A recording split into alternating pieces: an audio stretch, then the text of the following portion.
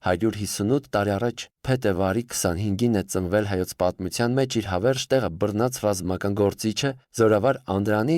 Անդրանիկ Օզանյանը, Անդրանիկ Փաշան։ Արևմտյան Հայաստանը նրա օրոք դեռ հայաշատ էր, սակայն Օսմանյան թուրքն անում էր ամեն ինչ կամ ստրկացնելու հային, ինչը չէր ստացվում, կամ բնաջնջելու իր օրանում, եւ այս չարիքի դեմ առնելու համար էլ նույն Արևմտյան Հայաստանի տարբեր վայրերում ստեղծվում էին ֆիդայական խմբեր։ Այդ ֆիդայիներից էր նաև Շապին Գարահիսարում ծնված Անդրանիկը, որի նախնիները դեռևս 18-րդ դարում հարևան Օզային գյուղից էին այստեղ բնակություն հաստատել։ Օզանյան ազգանունը ստացել է նախնիների ծննդավայրի անունով։ Ապագա զորավարն ընդամենը 1 տարեկան էր, երբ մահացել է մայրը եւ եղբորը խնամել է ավագ քույրը Նազելին։ 7 տարի 1875-1882 թ. Սովորել եւ ավարտել է ծննդավայրի Մուշերյան դպրոցը, աշխատել արհեստագործական խանութում։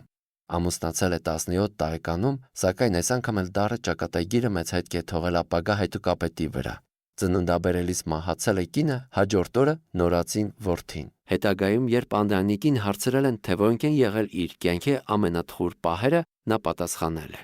որ առաջինը զավակի մահվան լուրը լսելն էր, երկրորդը Գևորգ Չովշի։ 17 տարեկանում Անդրանիկը ձերբակալվում է թուրք ոստիկանին ծեծի ենթարկելու համար։ 1884 թ. 2 տարի բանտում մնալուց հետո ընկերների օգնությամբ փախել է եւ 2 տարի հաստատվել Կոստանդնուպոլիս քաղաքում, Թուրքիայի այն ժամանակվա մայրաքաղաքում։ Աշխատել ատաղձագործ, այնուհետև սկսվել է Անդրանիկի հեղափոխական, հայտուկային, զորավարական կյանքը։ Բազում հերոսական դրվագներ են հայտնի Անդրանիկի մասին։ Դեռևս 19-րդ դարավերջին Անդրանիկն արդեն հայտնի էր իր հերոսությամբ։ Այդ ժամանակ անվանի հայտուկապետ աղբյուր Սերոփին վերացնելու համար թուրք իշխանությունները կենտրոնացնելով զինվորական ոստիկանական մեծաքանակ ուժեր։ Քրթական զինված խմբեր, իմանալով նրա տեղը, չեն համարձակվել առճակատ փորձ անել նրան գերեվարելու, այլ նրան վերացնելու համար դիմել են թունավորման զազելի միջոցին։ Թուրք խարիլի ոսկիների փայլից շլացած գեղաշեն Ցիրես Ավեն հայտուկների վստահությունը շահելու դիտավորությամբ մի քանի անգամ գալիս է Գելիեկուզան եւ հանդիպում գյուղի քահանատեր Քաջիտան աղապաստանած Սերոփին։ Շողոգործությունն ու ֆիդայիներին բազմից բերած ուտելիքը կատարում են իրենց ծև գործը։ Սերոփը, չկասկածելով Ավեին, բարեկամաբար ընդունում է դավաճանի թունավորած ծխախոտը։ 1899 թ. Նոյեմբերին արդեն թունավորված Սերոփը զինակիցների հետ պաշարվել է Գելիեկուզանում։ Նրա դին ընկել է թշնամու ձեռքը եւ գլխատվել։ Կռվում զոհվել են նաեւ Սերոփի որդին ու 2 եղբայրները։ Աղբյուր Սերոփի գլուխը թաղվել է Բիթրիսի Սբ Կարմրակ եկեղեցու բակում, մարմինը Գելիեկուզանում։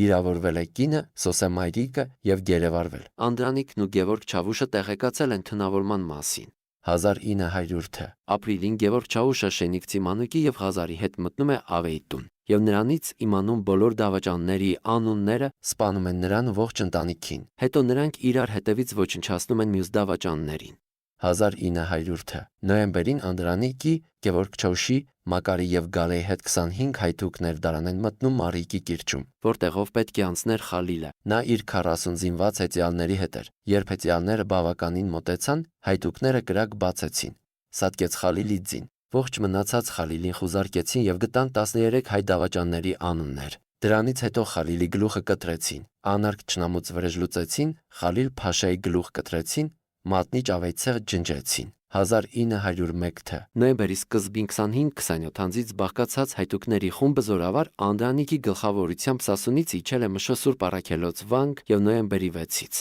պաշարվել Ֆերիկ Մոհամմեդ Ալի Փաշայի կողմից։ Ֆիդայիներին առաջարկվել է անձնատուր լինել կամ դուրս գալ վանքից, սակայն պաշարված հայերը մերժել են։ Թուրքական 4000-անոց զորքերը հարձակման են անցել, ինչը տևել է 3 օր։ Պաշարման հաջորդ օրը բանակցություններ են սկսվել թուրքերի եւ տարոնի առաջնորդ Խոսրով Վարդապետ Պերիկյանի ու վանքի վանահայր Հովհաննես Վարդապետ Մուրադյանի միջև։ Պաշարվածները պահանջել են քաղաքական բանտարկյալների ազատում, Մշո դաշտում հարստահարություններից եւ սպանություններից տուժած հայերի փոխհատուցում։ Սուլթանը խոստացել է ընդառաջել ֆիդայիներին միայն նրանց անձնատուր լինելու դեպքում։ Նոյեմբերի 27-ի գիշերը, պաշարման 21-րդ օրը, երբ սպառվել է ռազմամթերքը, ֆիդայիները ճեղքել են պաշարումը եւ բարձրացել լեռները։